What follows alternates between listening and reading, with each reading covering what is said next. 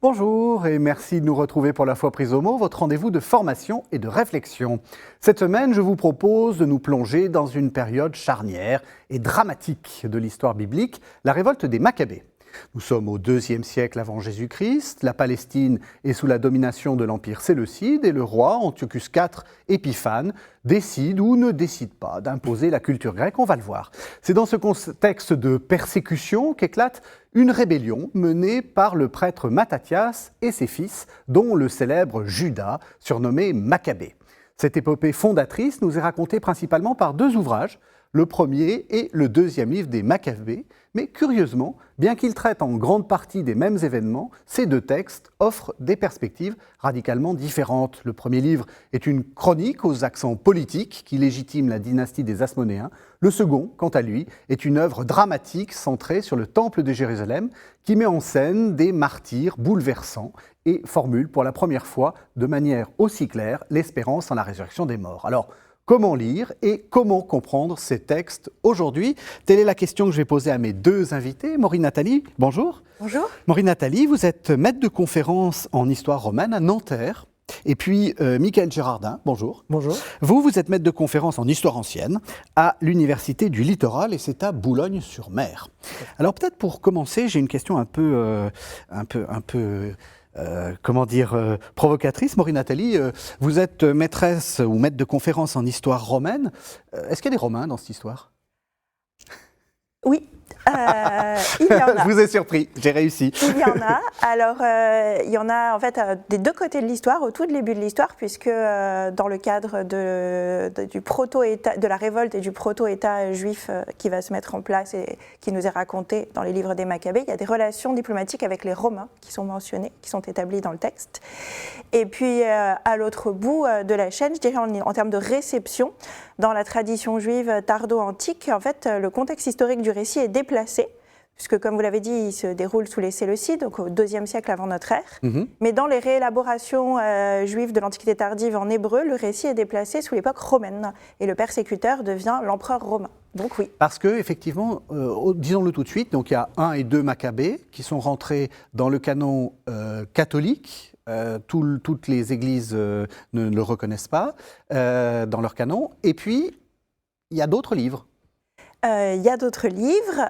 Il y a... Alors, si on prend la Bible comme base de départ, on trouve quand on va acheter une Bible dans une librairie commune, on peut trouver des Bibles dans lesquelles on a deux autres livres, 3 et 4 Maccabées.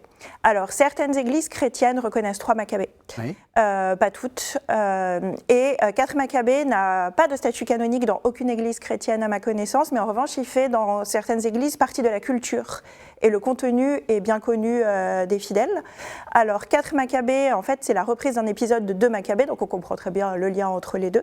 En revanche, 3 Maccabées n'a pas de rapport avec le contexte dont il est question dans 1 et 2 Maccabées, mais c'est de la littérature de persécution qui se déroule également à l'époque hellénistique et dont les victimes de la persécution sont des communautés juives. Donc en fait, on peut, je pense, définir les livres des Maccabées de manière générale comme de la littérature de persécution. Et dernière question, dans le judaïsme, ces livres ne sont pas canoniques? Non. On en fait mémoire, comme ça, on a tout le tableau. Hein. Alors, ces livres ne sont pas canoniques parce que, pour des raisons sur lesquelles de nombreuses hypothèses ont été formulées, mais dont on n'est pas certain, lors de la formation du canon de la Bible hébraïque, justement, il a été décidé par le mouvement rabbinique de le limiter à la Bible hébraïque, c'est-à-dire les textes qui n'avaient pas de version hébraïque ont été exclus de ce canon. Or, 1 et 2 Maccabées ne sont parvenus jusqu'à nous qu'en grec. Alors, on pense que 2 Maccabées a été écrit en grec, c'est quasi certain. 1 Maccabée, l'hypothèse majoritaire, c'est qu'il a été écrit dans une langue sémitique, hébreu ou araméen, puis traduit en grec. Mais il semble que dès l'Antiquité tardive, il n'y avait plus de version en langue sémitique. Donc d'autres livres ont été écrits par des juifs, mais dont il n'y avait plus de version araméenne ou hébraïque ont été exclus. C'est ce qu'on appelle les apocryphes juifs. Et ceux qui sont canoniques pour certaines communautés chrétiennes sont appelés deutérocanoniques. Donc ces textes ne sont pas canoniques pour les juifs. Néanmoins, le contenu est connu, et notamment des épisodes qui sont mentionnés dans 2 Maccabées, celui du martyr, des 7 frères, de leur mère et du prêtre sont mentionnés d'abord dans le Talmud de Babylone, donc, dont on situe l'achèvement au 7e siècle de notre ère, et dans un autre texte de Midrash, le Midrash sur les Lamentations, dont on place l'élaboration vers 500. Donc le contenu est connu, les Asmonéens sont connus, la persécution, ce que le Talmud appelle la persécution grecque contre les Asmonéens sont connus, mais les textes eux-mêmes ne sont pas canoniques. Je crois même qu'il y a un club de foot qui s'appelle les Maccabies. Donc, il y a beaucoup de choses qui s'appellent les Maccabies, effectivement. Donc voilà. Michael Gérardin, ça parle de quoi, en fait? Et qu'est-ce qui se passe et qu'est-ce qu'il y a d'historique dans ces livres? Alors, on va serrer les questions, évidemment. Mais ça parle de quoi? Alors, ça parle de quoi? Ça parle, pour le premier livre des Maccabées, c'est une fresque dynastique. C'est-à-dire que vous avez l'histoire d'une famille, la race choisie par Dieu pour sauver le peuple d'Israël, comme on peut lire au chapitre 5, verset 62, qui a été à la tête de l'insurrection dès le départ, si on en croit ce livre-là, et qui finalement, à la fin du livre, obtient l'assentiment de la dynastie séleucide pour devenir grand prêtre, et qui établit une dynastie. Le dernier verset de ce livre-là, c'est quand Jean Hircan prend le sacerdoce à la suite de son père, point final. Donc c'est véritablement une chronique familiale. De Maccabée, c'est beaucoup plus complexe. On est vraiment sur un récit centré sur la figure de Judas Maccabée. Donc les frères sont exclus dans une position minoritaire. On s'arrête peu avant sa mort. Et on va sans doute en reparler, mais on a au départ plusieurs autres textes qui ont été agglomérés avant donc ce récit principal. Le contexte, Alexandre le Grand conquiert tout l'Orient. Enfin, c'est comme dans Astérix, tout sauf... Non, conquiert tout l'Orient, il meurt, c'est fort triste, et tout le monde se bat pour avoir l'héritage, enfin tout le monde, c'est généraux, et ça tombe sur la région de le Levant Sud. Le Levant Sud tombe. Le Levant Sud, en 301, est pris par les Ptolémées, par les Ptolémées d'Égypte, les Lagides, qui, par traîtrise, se sont emparés de cette région qu'ils auraient dû normalement rétrocéder aux Séleucides, mais ils ne l'ont pas fait. Ce qui entraîne jusqu'à 9 guerres de Syrie, 9 guerres qui opposent donc le royaume du Nord. Si vous voyez dans le livre de Daniel, le roi du Septentrion et le roi du Midi qui se battent dans un ensemble interminable et incompréhensible de guerres, on est véritablement dans cette époque-là. Donc les Séleucides veulent à tout prix récupérer cette terre qui est supposée... C'est ceux du Nord. C'est ceux du Nord, les rois de Syrie. Ils sont supposés donc être les propriétaires légitimes, tandis que les Ptolémées se défendent contre l'agression de leurs voisins. En 198 avant notre ère, finalement la région tombe sous le giron séleucide, donc le roi du Nord, et à partir de là, il reste jusqu'à la fin, c'est-à-dire jusqu'à ce qu'en 63 avant notre ère, toutes les dates sont avant Jésus-Christ, Pompée, donc un Romain, vienne s'emparer de Jérusalem. L'importance de cette querelle entre les deux, enfin c'est plus qu'une querelle, hein, entre les deux, le roi du Nord et du roi du Sud, explique peut-être que justement ce tout petit royaume a pu tenter une sorte d'indépendance. Enfin, c'est un peu, y compris en faisant appel aux Romains.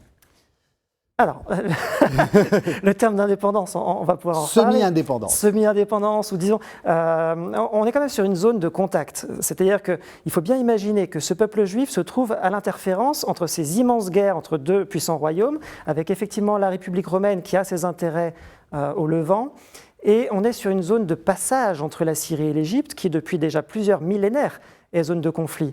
Donc cet État... Alors, à titre personnel, je défends qu'ils n'ont jamais été indépendants parce qu'ils n'avaient pas les moyens, ils n'avaient pas les capacités ni militaires ni financières, ni non plus géopolitiques, puisqu'ils sont justement sur la route des invasions du nord vers le sud et réciproquement. Donc en fait, les guerres sont des guerres plutôt pour gagner une sorte de... Enfin, pour les Maccabées, pour gagner une sorte d'indépendance, enfin, ou d'autorité sur la région. Enfin, qu'est-ce qui se passe en fait? Alors si je peux me permettre d'être cynique... Allez-y. Les Maccabées ont fait un coup d'État.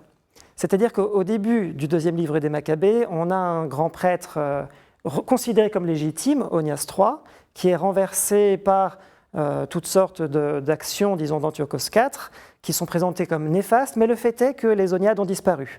Et à la fin du livre, on trouve à la tête du peuple juif la famille des Asmonéens, et cela paraît tout à fait légitime aux yeux des deux auteurs. Donc les Asmonéens, c'est les descendants. C'est les descendants, effectivement, des Maccabées.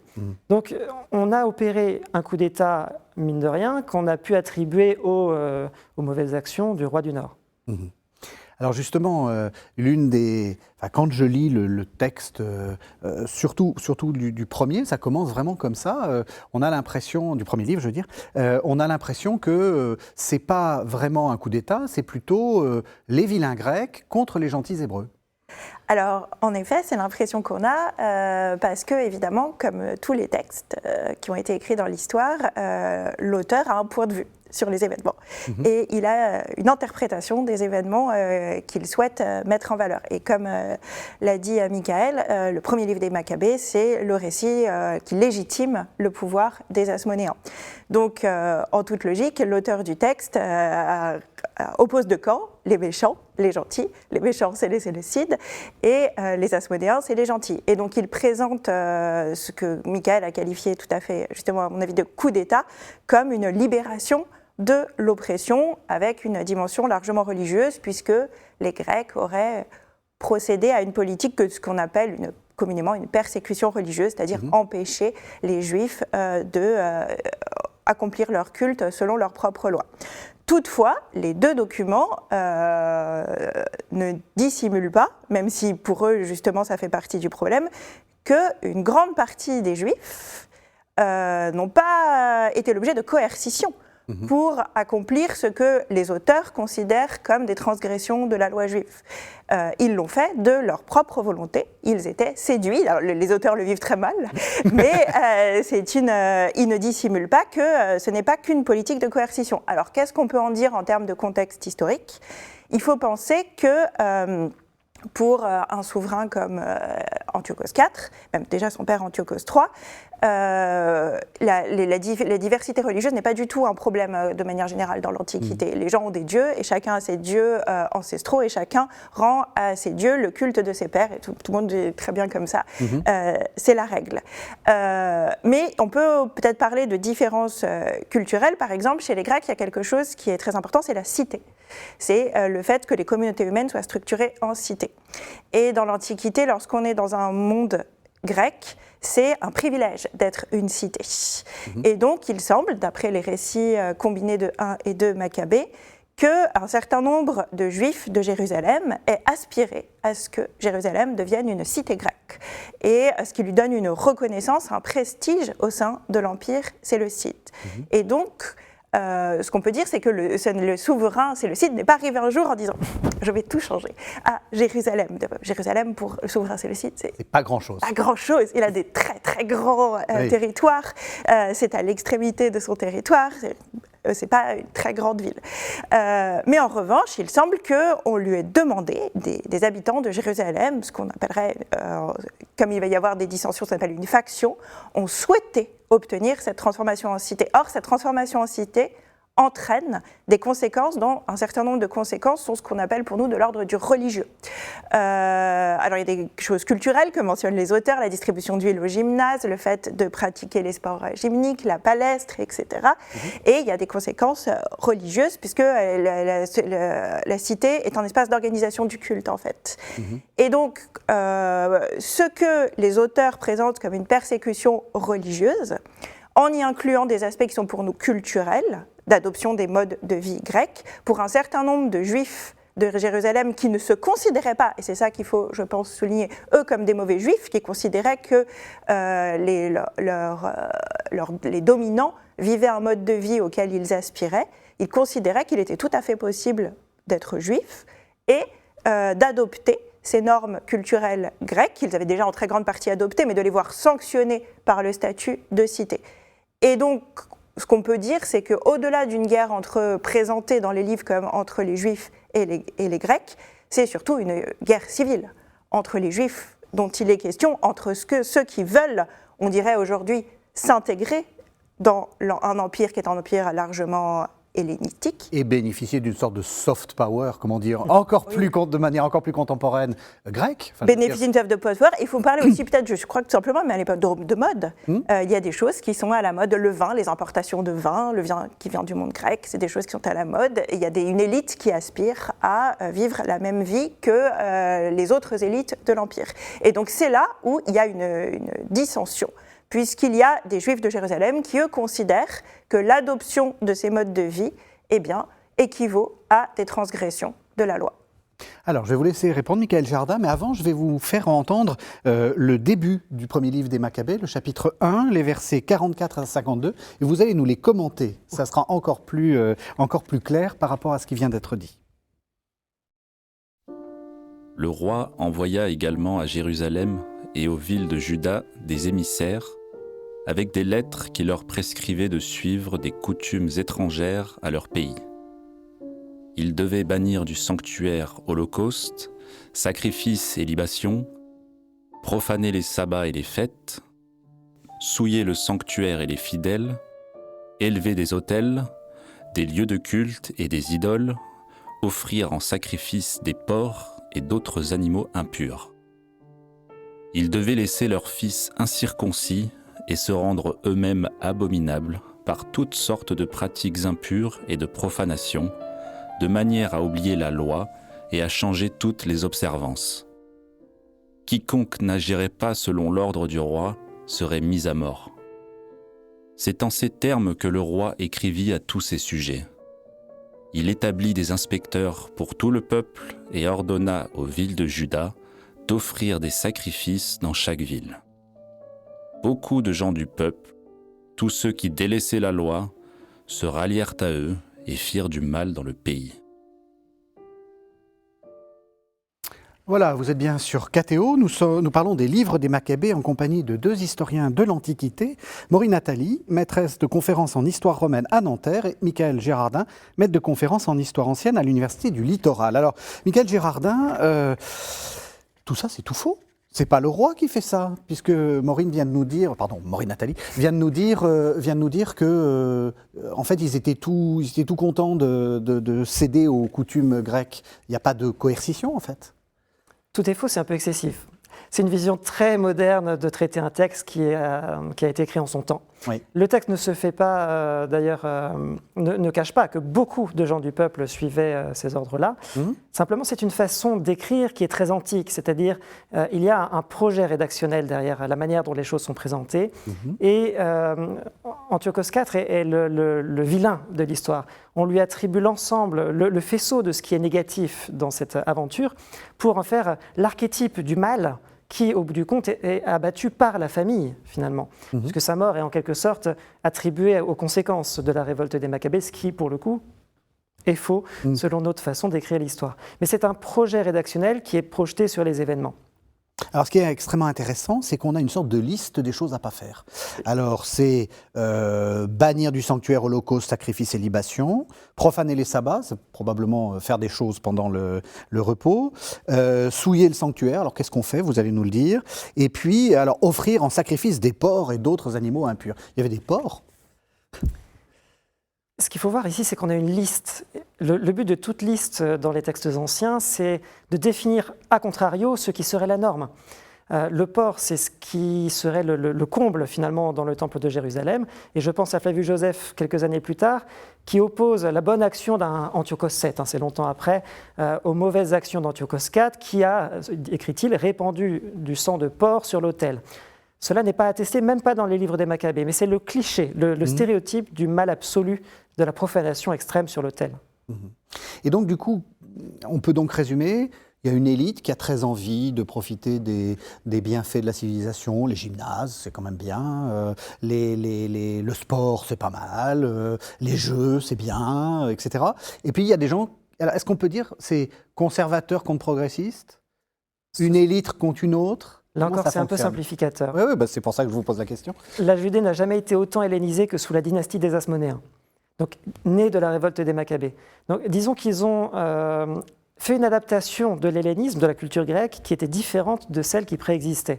Il y avait une façon, parmi les prêtres de Jérusalem, d'accepter la culture grecque qui ne leur convenait pas pour toutes sortes de raisons. Ils ont fait un autre mélange entre leur tradition, leur version de la tradition, et la culture grecque. Mais ils n'ont pas été plus conservateurs que leurs adversaires. Ils ont même innové. Je pense par exemple, alors je ne sais plus dans quel chapitre, mais Mattathias, donc c'est le premier, c'est le père. Le père voilà, de Judas Maccabée, décide qu'il est permis désormais de violer le sabbat pour se battre de manière défensive. Je ne vois pas comment on peut être plus innovateur qu'en institutionnalisant la violation du sabbat. Est-ce que c'est ce genre dans l'Antiquité très globale, est-ce que ce genre de rivalité, de guerre civile, ça vous surprend ou il y a vraiment quelque chose de très spécifique là?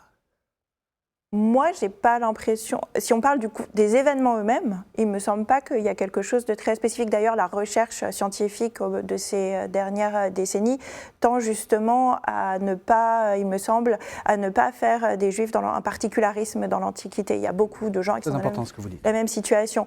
Donc, le fait qu'il y ait des révoltes, même, parce que moi, comme vous l'avez dit, je suis maître de conférence d'histoire romaine. À l'époque romaine, même à l'époque où on a l'impression que peut-être que les modes de vie se sont uniformisés. Il y a des révoltes contre Rome, de gens qui sont citoyens romains d'ailleurs en général, mais qui d'une manière ou d'une autre critiquent certains points de la domination, etc. Donc là, à mon avis, ça, c'est pas quelque chose de particulier. Et ce qui n'est pas particulier non plus, c'est le fait d'avoir un texte qui oriente les événements pour atteindre sa cible rhétorique et pour démontrer une vision des événements.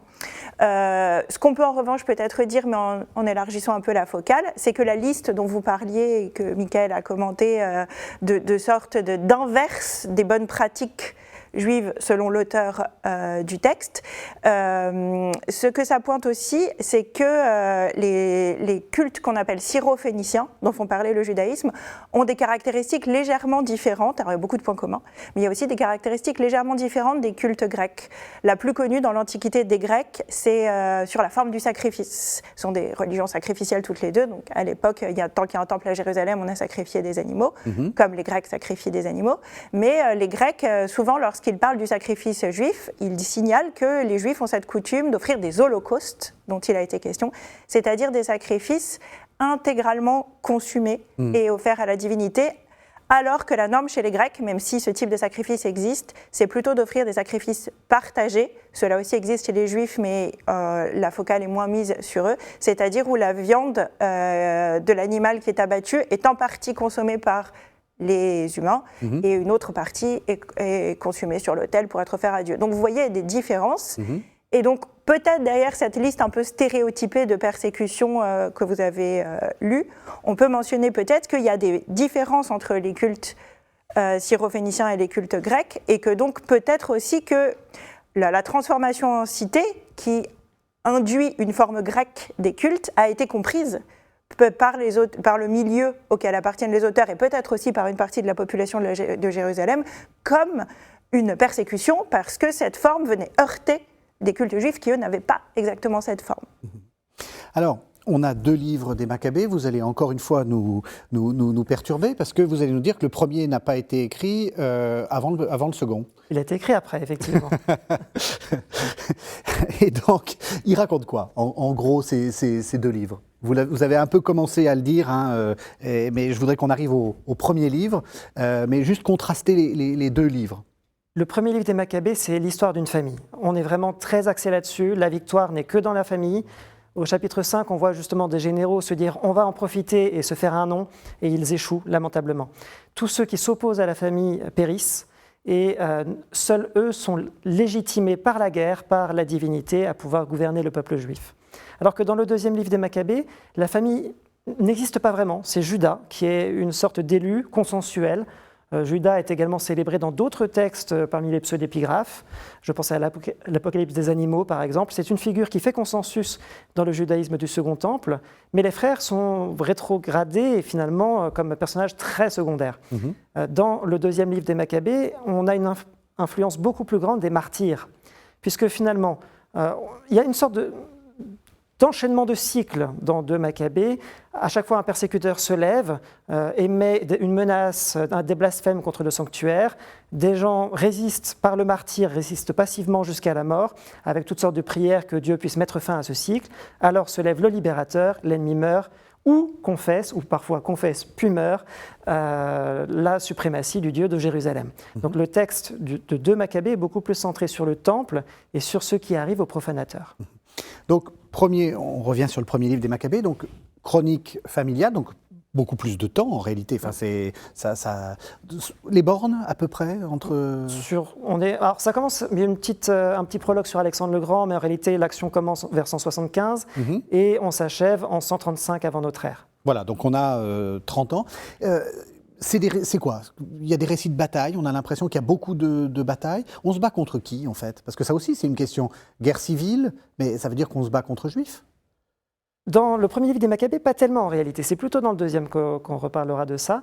On se bat beaucoup contre les voisins, puisqu'on est dans une méga structure impériale. On n'est pas dans un État centralisé. Il n'y a pas une capitale de laquelle le roi envoie des ordres. On a toutes sortes d'officiers régionaux qui contrôlent des micro-peuples comme le peuple juif, qui n'est en fait qu'un peuple parmi d'autres dans le Levant Sud, qui a sa propre gouvernance sous le giron impérial. Donc, quand un État se soulève dans cette méga structure, les voisins sont ou non fidèles au roi. Se pose la question, il faudra quand même en parler aussi, qu'on est dans une époque où la dynastie séleucide elle-même se divise dans une guerre civile entre plusieurs branches dynastiques. Donc on peut jouer sa partie à droite à gauche en étant loyal à telle ou telle branche dynastique, et les combats locaux en fait, sont une traduction locale ou régionale de problématiques qui en fait sont structurelles dans l'État séleucide. Donc on se bat contre le voisin qui est souvent très proche, très semblable, mais il y a des réalités considérable en réalité qui se joue dans ces combats-là. On se bat très peu contre les Séleucides, dans ces cas quasiment uniquement contre des détachements. Quand le roi prend lui-même la tête de son armée, on perd absolument à chaque fois. Ah oui, aucune évidemment. Victoire contre l'armée royale. Évidemment, oui. Mais alors, étonnamment, c'est caché dans la rédaction. C'est-à-dire que vous n'avez que des immenses victoires dans 1 et 2 Maccabées, et quand le roi intervient, il y a toujours une explication qui vient expliquer que voilà, Dieu avait décidé que... C'est une sorte donc il y a une sorte de grand jeu qui se met en place, à la fois Séleucide contre Séleucide. Quand il y a des Lagides qui sont là, on essaie de faire des alliances, et puis après il y a les Romains qui arrivent, on essaie aussi de faire des alliances. C'est un peu ça, on essaie de tirer son épingle du grand jeu. Exactement. Alors les Romains n'arrivent pas quand même, ils ne se sont pas mêlés de si près que ça, mais l'établissement qui est enregistré de relations diplomatiques avec les Romains montre justement, illustre ce que disait Michael, c'est-à-dire que pour essayer de s'en sortir, alors comme disait Michael, s'en sortir pour les révoltés de Judée, c'est pas devenir indépendant à proprement parler comme on l'entend aujourd'hui, ça c'est pas possible, on est dans un monde impérial en fait. Mais par contre c'est obtenir un certain degré d'autonomie à débattre, et pour ça il faut des appuis. Donc on cherche des appuis avec des peuples voisins, parfois on se bat, parfois on s'allie avec les Romains qui sont plus loin mais qui commencent à devenir une force politique. Donc il y a ce jeu qui se met en place, et comme le disait Michael, que c'est tous ces éléments qui en fait tiennent à la complexité de la période et des relations diplomatiques et militaires à cette époque, qui sont dans 1 et 2 Maccabées très largement placés dans un moule d'opposition qu'on appellerait culturelle, civilisationnelle. Et donc c'est ce schéma qui est imposé sur une situation extrêmement complexe. Sachant que, excusez-moi, je vous en prie. Cette complexité très locale d'une guerre civile intracommunautaire avec des conflits avec les voisins, dans le cadre d'une guerre civile séleucide, c'est un ensemble extrêmement complexe qui trouve encore une causalité dans cette guerre dont on parlait tout à l'heure, entre Lagide, roi du Sud, et Séleucide, roi du Nord. C'est-à-dire que c'est un ensemble de guerres multiscalaires qui se mélangent, et c'est finalement, je dirais, ça qui fait la particularité de cette révolte par rapport à d'autres dans le monde séleucide. Les Séleucides ont l'habitude de mettre à la tête d'un État, d'une région de leur empire, un chef qui se serait soulevé et qui, ce faisant, aurait montré une capacité à mobiliser la population locale. Donc, que les Asmonéens soient choisis par les rois pour prendre la tête des Juifs, puisqu'ils ont été suivis, c'est presque normal dans ce cadre-là. Maintenant, ce qui a entraîné que cet événement soit aussi structurant, aussi déstructurant même, en fait, en réalité, pour l'histoire séleucide, c'est qu'on est dans ce conflit des guerres, on est sur une marche frontalière. C'est-à-dire que ce qui s'est passé à Jérusalem a eu des répercussions sur l'histoire des 2 royaumes, Lagide et Séleucide, puisque pendant la 6e guerre de Syrie, on est en 168 avant Jésus-Christ, Antiochos IV assiège Alexandrie. Il est sur le point de réunifier l'ancien royaume d'Alexandre en détruisant enfin les Lagides. Les Romains envoient un émissaire pour lui demander en fait de partir. On lui demande sans armée, mais d'abandonner l'Égypte et de mettre fin à ce rêve déjà pluricentenaire de la part pluriséculaire de la part de la dynastie de mettre fin à l'ennemi. Il arrive à Jérusalem donc avec une armée invaincue. On peut imaginer qu'il est un peu énervé, disons, par ce qu'il vient de vivre, et il trouve une cité qui est alors en insurrection contre lui. 2 Maccabées 5:5, une rumeur a circulé que le roi est mort, alors Jason, un ancien grand prêtre déchu, s'empare de la ville, et là, gros coup de pas de chance, Le roi revient, il n'est pas mort, c'était une fake news, comme on dirait aujourd'hui. Et donc, vous voyez que c'est là que prend place ce que les livres appellent véritablement une persécution, l'abomination de la désolation, l'interdiction de la Torah. Pourquoi ?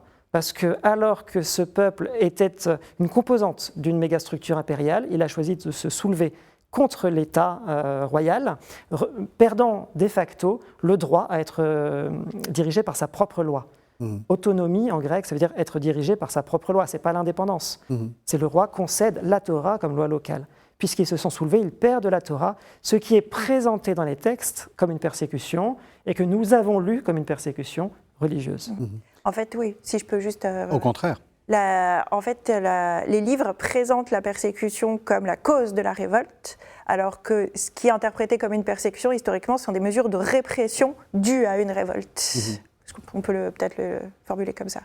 Et je vais vous faire préciser quelque chose qui pour vous est une évidence, mais dans l'Antiquité, la différence entre le politique et le religieux est très difficile, depuis notre modernité, à percevoir. Et donc nous, on le lit comme des questions de persécution religieuse, etc.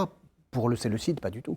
Alors, il est à peu près certain que si on essaye de se penser du point de vue de Séleucide, comme plus tard pour les Romains, eux ne comprennent pas en fait le problème dans un certain nombre de cas. Alors, il y a un point qui est mentionné, par exemple, qui peut illustrer ça dans les livres des Maccabées, c'est la question de l'anniversaire du roi. Parce que dans l'anniversaire du roi, le texte nous dit qu'il y a des sacrifices qui sont faits au temple de Jérusalem. Et alors, l'interprétation de cet événement, l'interprétation religieuse, est extrêmement diversifiée. Parce que c'est présenté comme une illustration d'une persécution religieuse. Or, rien n'interdit dans la loi de faire des sacrifices pour l'Empire, pour la bonne santé du roi, à l'occasion de son anniversaire. Et d'ailleurs, à l'époque de la domination romaine, les Juifs, nos sources juives comme Philon d'Alexandrie et Flavius Joseph, n'auront de cesse de rappeler qu'au temple de Jérusalem, on fait tous les jours des sacrifices pour le salut de l'empereur et de l'Empire. Donc, c'est des événements, ce qu'on peut peut-être dire, c'est que les livres des Maccabées, en présentant une loi et des transgressions, a tendance à rigidifier la loi, disant, voilà, les Juifs sont censés faire ça, ils ont été empêchés de faire ça. C'est une persécution religieuse, ils se révoltent. Mais au-delà de tout ce qu'on a dit, on peut aussi rajouter qu'en fait la loi n'a pas été interprétée de la même manière à toutes les époques. Et d'ailleurs, elle ne l'est toujours pas. Dans le judaïsme contemporain. Oui. Donc, ce qu'on peut dire, c'est que les auteurs, parce qu'ils ont le propos qu'on a dit, le discours qu'on a dit, choisissent une version de la loi, dans certains cas, en disant ce qu'on a dû faire, eh bien, cela transgresse la loi. Mais comme je le disais tout à l'heure, tous les Juifs ne sont pas d'accord avec cette interprétation. Certains considèrent que faire des sacrifices à l'occasion de l'anniversaire du roi, il y a des sacrifices tous les jours au temple de Jérusalem, c'est le sacrifice perpétuel. Faire un sacrifice pour le bien-être du roi, certains considèrent que ce n'est pas du tout une transgression. Oui, et j'imagine que du côté du roi, qu'une petite cité microscopique dans son empire refuse de faire un sacrifice pour son anniversaire, il ne comprend pas. Exactement, comme les Romains ne comprendront pas qu'on cesse de faire des sacrifices pour l'empereur. Et donc en fait, c'est là, pour revenir à votre question, la séparation du religieux et du politique n'est pas la même pour nous et n'était probablement pas la même pour tout le monde à l'époque. Et c'est peut-être dans cette incompréhension, dans cette différence de curseur de séparation que se place l'incompréhension qui a mené à une révolte et une répression. On essaie de voir le deuxième livre des Maccabées. Alors je vous propose qu'on écoute un deuxième texte, cette fois-ci du deuxième livre des Maccabées. C'est le texte peut-être le plus connu, puisque il est lu dans la liturgie catholique. Donc c'est le seul texte que les fidèles entendent. C'est le chapitre 7. Alors j'ai coupé un petit peu, c'est les versets 20-21, puis après, j'ai coupé 27-29. Leur mère fut particulièrement admirable et digne d'une illustre mémoire. Voyant mourir ses 7 fils dans l'espace d'un seul jour, elle le supporta vaillamment parce qu'elle avait mis son espérance dans le Seigneur. Elle exhortait chacun d'eux dans la langue de ses pères. Cette femme héroïque leur parlait avec un courage viril. Elle se pencha vers son dernier fils et lui parla dans la langue de ses pères, trompant ainsi le cruel tyran. « Mon fils, aie pitié de moi. Je t'ai porté 9 mois dans mon sein. Je t'ai allaité pendant 3 ans. Je t'ai nourri et élevé jusqu'à l'âge où tu es parvenu. j'ai pris soin de toi. Je t'en conjure, mon enfant, regarde le ciel et la terre avec tout ce qu'ils contiennent. Sache que Dieu a fait tout cela de rien et que la race des hommes est née de la même manière. Ne crains pas ce bourreau. Montre-toi digne de tes frères et accepte la mort, afin que je te retrouve avec eux au jour de la miséricorde.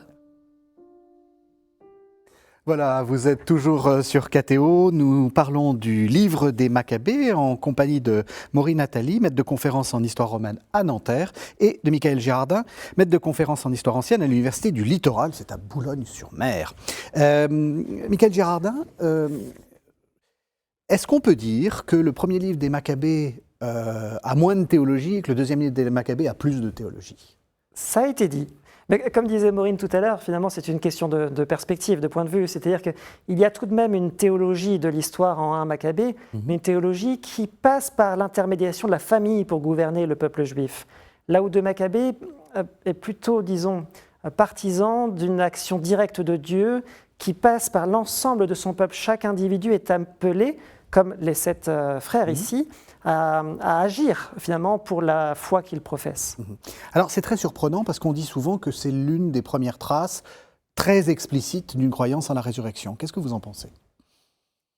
Non, est-ce que vous êtes à ma connaissance, c'est la plus ancienne. Vous nous avez tellement surpris avec tous nos clichés. Est-ce que c'est un cliché? Non. À ma connaissance, c'est la première. À ma connaissance aussi, c'est Oui. la formulation la plus ancienne qu'on connaisse, que c'est dans 2 Maccabées. Donc, alors ça c'est un abrégé de Maccabées. Enfin, ça se présente comme un abrégé d'un autre texte, et le texte source aurait été écrit juste après les événements, donc en 160.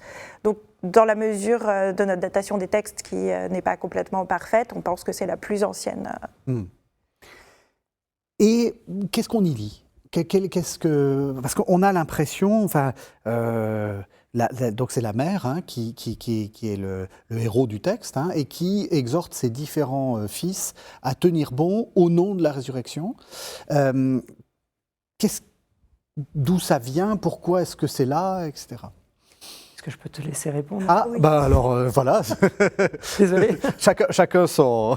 Alors, en ce qui concerne la résurrection, on peut peut-être dire que c'est formulé ailleurs dans 2 Maccabées, pas à propos des martyrs, mais à propos des prières que Judas fait faire pour les morts, Oui. où on nous dit qu'il faut faire des sacrifices pour leur résurrection. Donc, et c'est pas circonscrit à ce passage, parce qu'on pourrait penser que ce passage, on a beaucoup dit que ce passage avait une cohérence interne qui déparait avec le reste du texte et que peut-être c'était un ajout, etc., ou une interpolation. Bon, on n'y croit plus beaucoup aujourd'hui, mais en tout cas, c'est pour dire que l'idée d'une croyance en la résurrection des morts est mentionnée ailleurs dans le document, c'est pas juste un unicum. Dans ce passage, en fait, malgré tout, il est assez, en tout cas, stéréotypé. C'est l'idée de la résistance face à la souffrance au nom d'un idéal supérieur. Ici, l'idéal supérieur est présenté comme la loi, en grec, c'est-à-dire la religion juive et ses commandements. Donc c'est l'idée que la souffrance sur terre n'est qu'un moment à passer et qu'on sera récompensé au ciel de la souffrance qu'on a éprouvée sur terre. Et on peut dire que c'est une sorte de leitmotiv. Il y a une dimension bien sûr théologique qu'on entend tout à fait, mais c'est aussi une justification. Sinon, pourquoi résister sur Terre? Il faut qu'il y ait quelque chose qui le justifie. Et c'est donc l'idée que Dieu reconnaîtra les siens. Donc face à un texte qui est très, très violent, puisque c'est une... Alors d'abord, il y a un prêtre Éléazar, et ensuite, il y a une mère qui voit mourir devant elle, avant de mourir, ces 7 enfants qui sont torturés devant elle et qui refusent, ce qu'on appelle aujourd'hui, d'abjurer la religion juive, comme on dit aujourd'hui, c'est-à-dire qui refusent de se soumettre à des transgressions qui sont théâtralisées, mises en scène, et qui préfèrent souffrir le martyre et la mort. Est-ce que vous êtes d'accord avec l'idée que c'est elle l'héroïne? Alors, mon opinion compte peu, mais il me semble que par contre, dans l'Antiquité, beaucoup de commentaires, de réélaboration du texte, que dans l'Antiquité, les textes sont constamment réélaborés, des nouvelles versions en sont données, etc. C'est quand même beaucoup la mère qui a marqué, qui est anonyme dans le texte, on ne connaît pas son nom, mais d'ailleurs très vite des noms lui ont été donnés. Et il me semble que ça signifie quelque chose. Alors dans certaines versions, les enfants ont aussi des noms, en tout cas une partie, mais c'est les noms de la mère qui est beaucoup resté. Alors la première réélaboration qu'on connaît, donc si on dit que 2 Maccabées, si on prend la date du texte source, on va dire 160 avant notre ère pour cette partie. La première élaboration daterait, qu'on connaît, date du fin du 1er siècle, début du 2e siècle de notre ère. Peut-être c'est 4 Maccabées, où en fait, c'est uniquement le récit du martyr qui est l'objet du texte. Donc c'est un épisode de Maccabées qui devient l'objet tout seul d'un livre. Et beaucoup d'études ont été faites sur 4 Maccabées, pour le coup, pour souligner que l'héroïne, c'est la mère. Alors c'est une héroïne... de la manière dont on décrit les héroïnes dans la littérature grecque antique, en fait. C'est-à-dire que c'est une héroïne parce qu'elle a des caractéristiques viriles. Dans l'Antiquité, dans le monde grec, c'est comme ça. On est une héroïne parce qu'on fait montre de caractéristiques qui sont jugées des caractéristiques viriles. Donc elle a beaucoup été comparée à un athlète avec la question de la vertu Andreia, en grec, c'est-à-dire virilité, littéralement. Voilà. Et puis, y compris dans les sources juives tardo-antiques, on lui donne des noms, Myriam, puis ensuite ce sera Anna, et on voit que en fait, c'est elle l'héroïne, peut-être, alors là, on est du domaine de l'hypothèse, peut-être parce qu'en fait, c'est elle qui souffre le plus. Elle voit mourir et torturer ses 7 enfants, qu'elle exhorte à ne pas céder, et puis elle meurt. Alors là, il y a eu des versions différentes pour expliquer les causes de sa mort, suicide ou mise à mort par le roi, mais en tout cas, c'est elle l'incarnation absolue de la souffrance au nom de la loi. Michael Jardin, vous avez dit le deuxième livre des Maccabées est aussi centré sur le temple. Là aussi, il y a une théologie du temple. Oui, il y a une affirmation très claire que ce n'est pas, alors je ne sais plus comment elle est formulée très exactement, mais que Dieu a choisi un lieu sur terre pour y résider et que finalement le peuple est béni parce qu'il réside sur cette terre, parce qu'il réside à cet endroit près du temple. Il y a une théologie qui dit très clairement à plusieurs endroits que Dieu est fâché pour un peu de temps contre son peuple et qu'il laisse finalement l'ennemi persécuter. Bon, le peuple est opprimé en le forçant à se positionner par rapport aux lois qui sont données par Dieu pour une durée qui est déterminée, puisqu'à la fin, Dieu sauvera, quoi qu'il arrive, son peuple. C'est un peu particulier parce que vous avez dit il y a un grand prêtre légitime, Onias III, et puis il y a un autre grand prêtre qui s'appelle Onias IV, qui lui a fait un temple concurrent. C'est un peu curieux quand même. On a l'habitude de l'unicité du temple et en fait... Ça encore, on est sur l'aboutissement d'un processus. C'est-à-dire que l'unité du temple, c'est quelque chose qui structure une partie des textes qui nous sont parvenus, une partie qui se présente comme normative. Mais déjà, dans beaucoup de textes de la Bible hébraïque, on mentionne d'autres hauts lieux, à Dan, à Bethel, etc., comme étant des déviances. Mais ce n'est que le point de vue des prêtres de Jérusalem qui délégitiment les autres sanctuaires. Je pense que si on avait eu des textes de Dan ou de Bethel qui nous étaient parvenus, on aurait d'autres versions, vous voyez. Donc également, le fils, donc Onias IV, le fils du grand prêtre qui a été spolié de son héritage à Jérusalem, reçoit effectivement de Ptolémée VI une terre en Égypte, à Léontopolis, pour pouvoir établir un sanctuaire. Ce qui est intéressant, c'est que Ptolémée VI est celui qui tente de prendre une mainmise lagide sur le Levant Sud et qui aurait entretenu dans son coin un grand prêtre potentiel à replacer le jour où il reprendra Jérusalem. Je ne pense pas que Onias IV ait rêvé de finir sa vie en Égypte, mais il a structuré un temple concurrent jusqu'au jour où il pourrait récupérer le seul et unique véritable à ses yeux, celui de Jérusalem, qui pour le moment est confisqué par une dynastie concurrente, les Hasmonéens.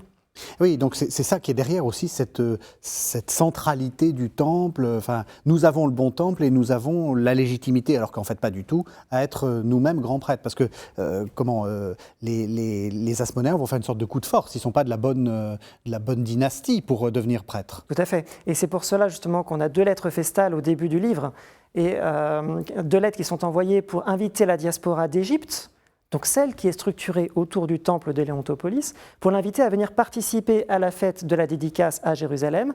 Et donc, sans jamais mentionner le temple concurrent en Égypte, il y a une affirmation très claire tout au long du livre, dans tous les documents qui le constituent, que le seul et unique véritable lieu dans lequel on peut célébrer Dieu, rencontrer Dieu, c'est celui détenu par la dynastie. Donc on envoie cela en Égypte, sur les terres d'Onias IV. C'est une affirmation finalement de compétition, une affirmation de supériorité sur le temple concurrent. Et cette affirmation passe également par la négation même d'Onias IV, qui n'apparaît nulle part dans le récit. On ne connaît son existence que par des textes bien plus tardifs. Onias III revient à la fin de 2 Maccabées dans un rêve de Judas, juste avant une bataille finale contre Nicanor. Il fait un rêve, dit-il, dans lequel il a vu Onias III en quelque sorte l'adouber, lui donner une épée d'or qui fait de lui le véritable successeur au sacerdoce, niant celui qui en fait est son fils, qui normalement aurait dû lui succéder. Cette figure de Judas Maccabée, pourquoi est-ce qu'elle est aussi centrale dans ce livre? Enfin, est-ce qu'on a une explication? J'imagine que l'explication, c'est parce que c'est celui qui a pu redédicacer le temple. On oublie souvent qu'un an après, il a livré Jérusalem de nouveau à Antiochos V, qu'il est devenu un officier séleucide et qu'il est entré dans ce moule finalement du chef local du roi. Mais pendant un temps d'harmonie, il a pu être le chef de file de la résistance, être celui pour lequel les gens se battaient et qui avait ce mot d'ordre, finalement, on va libérer le temple, ce qui est, au-delà de la diversité des opinions, assez fédérateur comme slogan. Donc il a pris Jérusalem, il a fait une grande fête de la dédicace, donc qui a plus tard donné Hanouka, et finalement la suite a été presque oubliée pour sa personne. Oui, c'est tout à fait intéressant. Marie Nathalie. Il me semble que justement, les deux livres des Maccabées accordent une place importante à la redédicace ou l'inauguration, donc Hanouka, en hébreu du Temple de Jérusalem, qui donne lieu à une commémoration annuelle, Hanouka, oui. Hanouka, qui existe encore. Oui. Et pour reprendre ce que disait Michael, qui me paraît tout à fait intéressant, c'est-à-dire de la manière dont c'est mis en scène dans les deux livres des Maccabées, on peut dire qu'une fois que, dans la logique du discours, le Temple a été redédicacé, en fait, c'est gagné. Peu importe ce qui se passe après. Les événements étant présentés comme une persécution religieuse et une souillure du temple, si le temple est purifié et si le culte reprend comme il aurait dû toujours se dérouler selon les auteurs, alors c'est gagné, peu importe ce qui se passe après. Tant que le temple n'est pas à nouveau souillé, il ne le sera pas avant des siècles, plus sous les Séleucides en tout cas, eh bien c'est gagné. Mais alors attention, par la famille des Maccabées, puisque justement, dans le deuxième livre, au chapitre 11, on possède une lettre écrite par Antiochos IV, dans laquelle il abandonne sa politique de suppression de la loi civile, donc la Torah, et rétablit donc cette loi comme loi coutumière pour le peuple juif, et il envoie pour appliquer cet ordre Ménélas, qui était le méchant grand prêtre du début de l'histoire, qui est qui reçoit cette mission de rétablir la Torah de la part d'Antiochos IV. Et ça, c'est présenté de façon tellement ambiguë qu'on ne s'en rend même pas compte. On a presque l'impression que c'est grâce au combat de Judas qu'on a pu obtenir cette abolition de la loi, niant qu'il y a une date sur le document qui nous permet, historiens, de reprendre dans le bon fil. Donc le texte est produit de telle manière qu'on ait l'impression que Judas a permis le rétablissement de la loi, la persécution était une parenthèse malheureuse, mais qui s'est terminée. Dans les faits historiques tels qu'on peut les reconstituer, c'est un peu plus subtil. Le roi a aboli la loi, l'a rétablie. Judas s'est soulevé malgré tout, a pris Jérusalem après la mort du roi, profitant d'un instant de faiblesse. Et puis, quand le roi est revenu, le fils, sous les murs de Jérusalem, il n'a pas été capable de défendre le temple. Et finalement, un Maccabée est l'histoire aussi de reddition de Jérusalem successive. Dès qu'un roi se présente, les Hasmonéens négocient la reddition dans des termes présentés comme les plus à même de défendre la Torah et le temple face à l'ennemi pour qu'une persécution ne se reproduise plus. On arrive à la fin de l'émission, j'ai envie de vous poser une question un peu provocatrice. Est-ce que ça vaut la peine de lire les livres des Maccabées? Et pourquoi? Ah oui. Alors peut-être que Michael et moi, on va pas être d'accord, parce que moi, je préfère de Maccabée. D'abord parce que c'est en sommet de la littérature grecque. Il y a l'auteur de Maccabée, ou l'abréviateur, celui qui a donné au texte, au récit, en tout cas la partie récit du texte, sa forme actuelle, est un auteur très cultivé. C'est un bon auteur. C'est un très bon auteur qui écrit très bien, qui emploie des mots dont parfois c'est le premier emploi en grec. C'est lui qui emploie pour la première fois les termes judaïsme et hellénisme, qui ont une postérité que l'on sait. Le texte est extrêmement riche, et puis comme on l'a dit tout à l'heure, c'est dans ces textes qu'on trouve pour la première fois dans de Maccabée formuler l'origine de notions théologiques qui sont appelées à un destin très important et dans le judaïsme et dans le christianisme. Est-ce que ça vaut la peine? Oui, complètement. Mais pour ma part, effectivement, ce serait plutôt un Maccabée que je vois comme beaucoup plus abouti que deux Maccabées, qui était un peu plus ancien, dans l'affirmation finalement d'un fil conducteur qui est un peu moins perceptible à première vue, qui est plus subtil, qui passe par l'action humaine, par la propagande dynastique. On a quelque chose qui me paraît subtil et en même temps très présent et qui paraît, à mes yeux, avoir en tout cas formaté également une grande partie de l'histoire juive. Vous diriez que c'est une théologie de l'histoire? J'ignore jusqu'à quel point j'ai raison de dire, De dire ça. oui. Je suppose que vous avez en tête quelque chose. Non, simplement que forcément, Dieu se sert des êtres humains pour, Oui. pour accomplir ses desseins, Par la famille. par la famille. Parfait. Merci à tous les deux. Alors, vous êtes arrivés chacun avec un livre que vous allez nous présenter brièvement, excusez-moi. Maureen Nathalie, vous venez de faire paraître Religion et interaction religieuse dans l'Empire romain tardo-antique aux éditions Schwab. Oui. De quoi s'agit-il? Alors, c'est un livre que j'ai co-dirigé avec 4 de mes collègues et dans lequel il y a de nombreux auteurs. C'est un collectif. En fait, il s'agit d'un ensemble de dossiers de documents antiques commentés, dont le but est de montrer justement la diversité, donc ça se passe à l'Antiquité tardive, donc l'époque romaine, la diversité religieuse de l'Empire romain et la manière dont les différentes communautés religieuses interagissent et dont les idées et les pratiques circulent, se transforment, dialoguent dans l'Empire romain. Et puis Michael Gérardin, aux éditions Excelsis, Au temps de Jésus. Alors, c'est pas la même qualité, hein, c'est un manuel vraiment grand public, à paracritique minimale. J'essaie de faire, disons, une espèce de livre en pièces détachées, c'est-à-dire des notices autosuffisantes pour, j'aime bien dire que c'est un livre pour prédicateurs pressés. C'est-à-dire que les lecteurs de nos sources sont avant tout intéressés à une dimension théologique de ce qu'elles contiennent et ils ne vont pas se lire un livre de 500 pages. Donc l'idée c'est de faire des entrées très simples à trouver avec des systèmes de rebond interne pour que quelqu'un qui ait besoin d'expliquer ou de comprendre un texte puisse trouver facilement toute l'information dont il a besoin, historique. Merci vraiment à tous les deux. Merci de nous avoir suivis. Vous savez que vous pouvez retrouver cette émission sur le site internet de la chaîne, www.kto.tv, mais aussi sur l'application radio KTO et sur toutes les plateformes de podcast. On se retrouve la semaine prochaine.